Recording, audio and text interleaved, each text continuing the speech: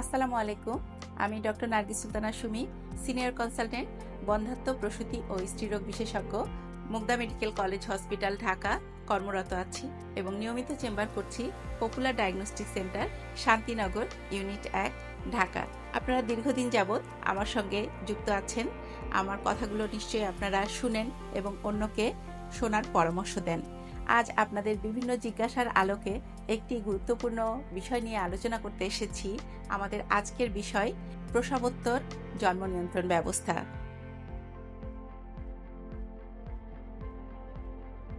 যারা এখন রিসেন্টলি প্রসব করেছেন, অর্থাৎ বাচ্চার ডেলিভারি হয়েছে, তারা নিশ্চয়ই একটু নড়েচড়ে বসেছেন যে এই বিষয়টি তো আমার সঙ্গে যায়, তাই নয় কি? আসুন, আপনার জন্যই আজ আলোচনা। অনেকের মনেই একটি ভুল ধারণা রয়েছে, বাচ্চা ডেলিভারির পর যতদিন পিরিয়ড বন্ধ থাকে ততদিন কনসিভ করার, অর্থাৎ গর্ভবতী হওয়ার ঝুঁকি নাই। অর্থাৎ একটি পিরিয়ড হওয়ার পর তারপরে আপনারা জন্ম নিয়ন্ত্রণ ব্যবস্থা নেবেন বলে মনে মনে ধারণা করে থাকেন। অনেকের গুরুজন বা মুরব্বীরাও এ ধরনের পরামর্শ দিয়ে থাকে।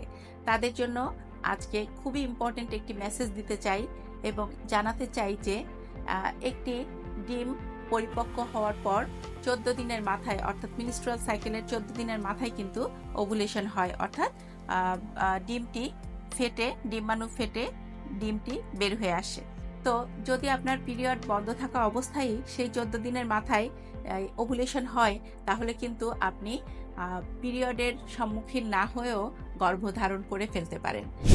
আপনাদের জন্য খুবই গুরুত্বপূর্ণ বিষয় যে আপনার একটি সন্তান জন্মদান করার পর পরবর্তী মিনিমাম 2 বছর যে আপনি সন্তান ধারণ করতে চান না, এই সময়টায় আপনি কি ব্যবস্থা নেবেন সেটি অবশ্যই আপনার চিকিৎসকের কাছ থেকে জেনে নেবেন।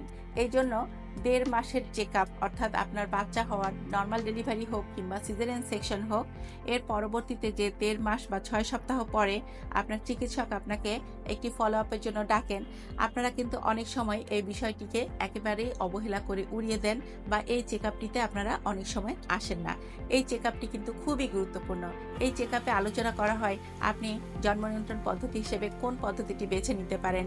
আপনার যদি কোনো শারীরিক জটিলতা না থাকে, আপনি কিন্তু কম্বাইন্ড ওরাল পিল খেতে পারেন, মিনি পিল খেতে পারেন, অথবা ইনজেকশন 3 মাস মেয়াদি যে ইনজেকশন রয়েছে সেটি নিতে পারেন, অথবা হাতে ইমপ্ল্যান্ট করতে পারেন, যেটি 3 বছর আপনাকে জন্ম নিয়ন্ত্রণ ব্যবস্থা দিবে। এছাড়াও আপনি যদি আরও দীর্ঘমেয়াদী জন্ম নিয়ন্ত্রণ ব্যবস্থা চান এবং নন হরমোনাল কন্ট্রাসেপটিভ চান, তাহলে আপনার জন্য খুবই উপযুক্ত পদ্ধতি হবে আইইউসিডি বা কপারটি, যেটি একটি সম্পূর্ণ নিরাপদ জন্ম নিয়ন্ত্রণ পদ্ধতি।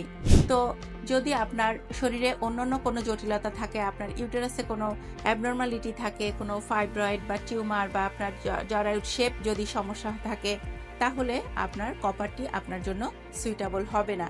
আপনার জন্য কোন পদ্ধতিটি সুইটেবল হবে এটি কিন্তু আপনার চিকিৎসক আপনার কাছ থেকে ডিটেল হিস্ট্রি নেওয়ার মাধ্যমে এবং আপনাকে কিছু পরীক্ষা নিরীক্ষা করে দেখার মাধ্যমে আপনার জন্য উপযুক্ত পদ্ধতিটি আপনাকে পরামর্শ দিবেন। তাই অবশ্যই আপনারা গর্ভোত্তর, প্রসবোত্তর যে 6 সপ্তাহের যে চেকআপটি রয়েছে, এই চেকআপে অবশ্যই অংশগ্রহণ করবেন, অবশ্যই চিকিৎসকের পরামর্শ নিতে আসবেন এবং আপনার জন্য কোন পদ্ধতিটি সব থেকে সুইটেবল হবে তা এই পদ্ধতিটি জেনে সেই পদ্ধতি ব্যবহার করে অনিয়ন্ত্রিত গর্ভধারণ থেকে বিরত থাকতে পারেন। তাহলেই আপনারা একটি সুখী সমৃদ্ধ জীবনযাপন করতে পারবেন বলে আশা করছি। সবাই ভালো থাকুন, আবার দেখা হবে। আল্লাহ হাফেজ।